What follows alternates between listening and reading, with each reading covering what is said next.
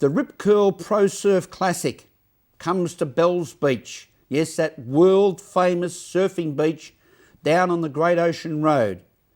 And it is always associated with Easter down here in our Geelong region. It brings together the world's best surfers, both male and female. Patchouly Patterson, who was a student at Oberon High School, talks to us here on News Geelong regarding the 2010 Rip Curl Classic and a special sign-off from a special lady, a world champion. Where from? Our great city of Geelong, here on News Geelong. We're here at the Bells Beach Surfing and Music Festival. It's typical Victorian weather and waves aren't great, but it's just the first day of competition and we've got a whole week ahead of us. Now we're going to speak to a couple of the organisers about the event. Conditions aren't ideal out here right now, but it's still a day away before the official waiting period starts, and then we've got 12 days, so we've got a fair bit of time up our sleeve, and hopefully, the weather and the ocean starts to cooperate and we can get some waves in that period. It does present a lot of challenges. Basically, we're here just in a car park on the edge of a cliff, so it's a fairly difficult canvas to work with. It's logistically challenging to bring all this infrastructure in, but there's a large team involved, and a lot of the local community groups and organisations get together to make it all happen. The event has been happening for a long time. Next year it's 50th year, so it'll be celebrating its 50th anniversary, and the event is recognised by the Victorian Government as one of their hallmark events, up against the AFL Grand Final and the Melbourne Cup and the Grand Prix and the Australian Open. So it is recognised and regarded as a very iconic event, and the local community get to come and see that in their backyard, so it is very special for a lot of people. Coming down here to Torquay and to Bells has always been a pretty comfortable place for me, and I've got some family down here, and it's just a really cruisy, fun place. Yeah, definitely. I think that the level of surfing on the tour right now is probably hands down the best I've ever seen, the best since I've been on anyway, and when that bowl breaks, it's pretty awesome to surf. I just love to get some big backhand snaps off, and I remember watching all these guys when I was young, and it's pretty cool to be on the tour now competing against them. Yeah, thanks mate. I'm pretty excited to surf the bowl again. Hopefully we get some good waves for it. It's always exciting, and I'm excited to get some waves and get this thing rolling.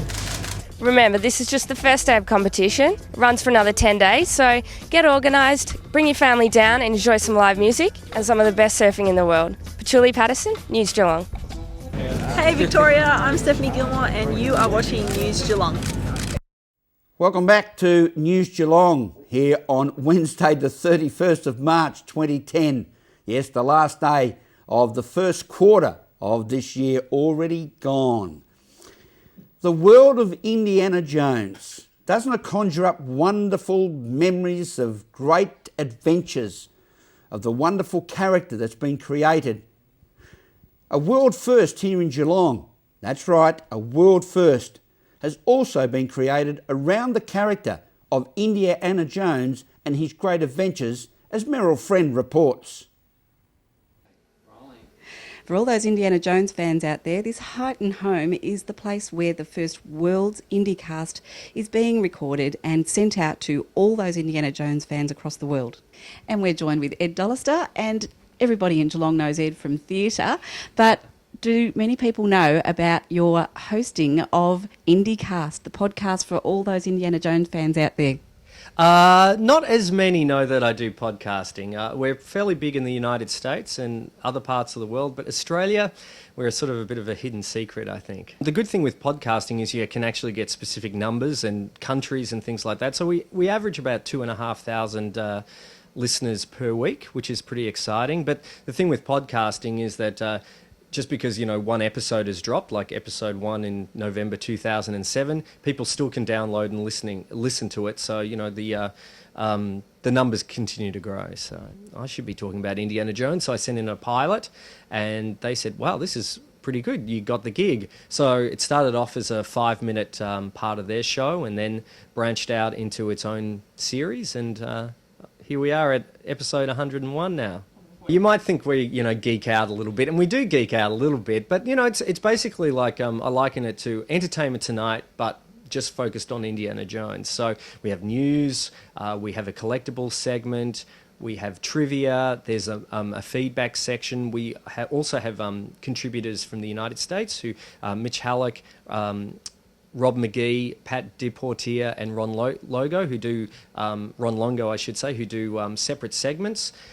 So there's a lot to talk about, and we do interviews as well. So we've had a lot of the people who have been in the movies, behind the scenes people, comic artists, authors. So I like to get as many different people involved with the actual Indiana Jones universe on the show as well. From the world's headquarters in Highton, Meryl Friend, News Geelong. Thank you, Meryl, and congratulations to Ed Dollister for a wonderful job that he's doing on Indiana Jones and all of the other stuff.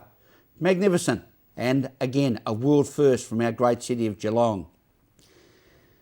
The City of Greater Geelong councillors across the 12 wards gather each year and make community grants based on submissions that are made from around community bodies for community needs throughout our great city. Meryl Friend caught up with the Mayor, Councillor John Michell, to get an update on what is happening in the world of community grants in the City of Greater Geelong.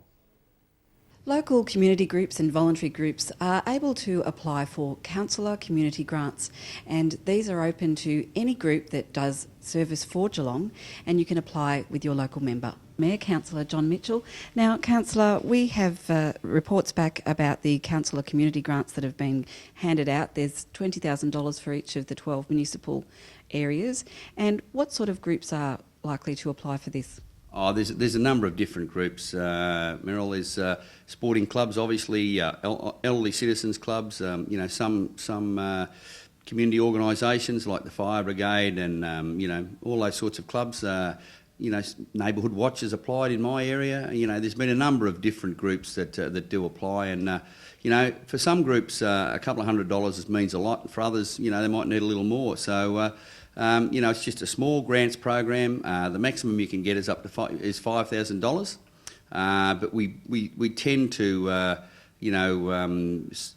limit it, not limit it, but we tend to support ones of around 1,000, 2,500, 120, because it's a broad-based program. We don't want to just lump all the money into one organisation, but there has been times when the $5,000 has been met for sure.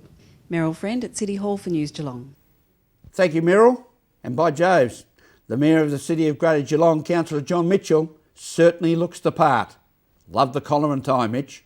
As we go to a break here on News Geelong, we'll be back with more after this.